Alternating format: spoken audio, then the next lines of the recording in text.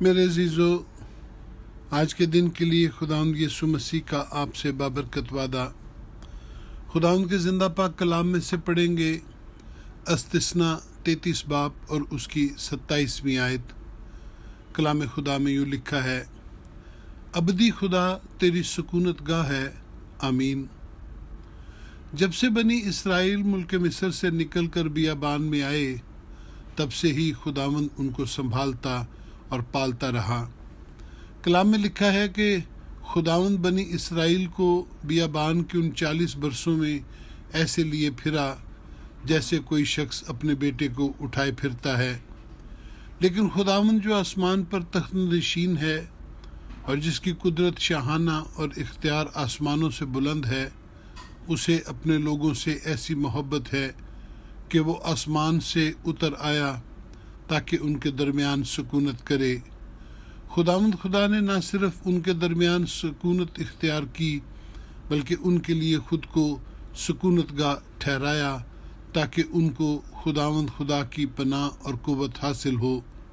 اس کا وعدہ ہے کہ خداوند تیری ابدی سکونت گاہ ہے۔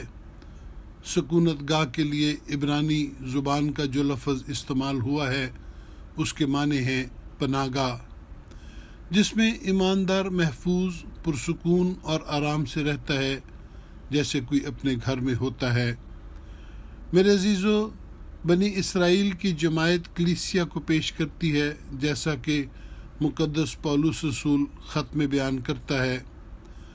ہر ایک شخص کے لیے اپنا گھر اطمینان اور آرام کی جگہ ہے، جہاں وہ خود کو اپنوں کے درمیان محفوظ محسوس کرتا ہے۔ زیر نظر حوالہ کا ایک مطلب یہ بھی ہے کہ خدا آپ کا گھر ہے، جس میں ہر ایماندار خدا میں ایسے ہے جیسے اپنے گھر میں۔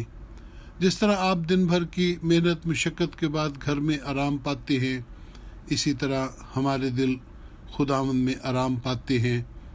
بالکل اسی طرح اگر آپ فکروں اور پریشانیوں میں مبتلا ہوں تو خداوند کے پاس جا کر اطمینان اور سکون پاتے ہیں۔ خداوند خدا آپ کا ایسا گھر ہے جہاں سے آپ کو تقویت ملتی ہے، اور خداوند سے محبت رکھنا آپ کو قوت دیتا ہے۔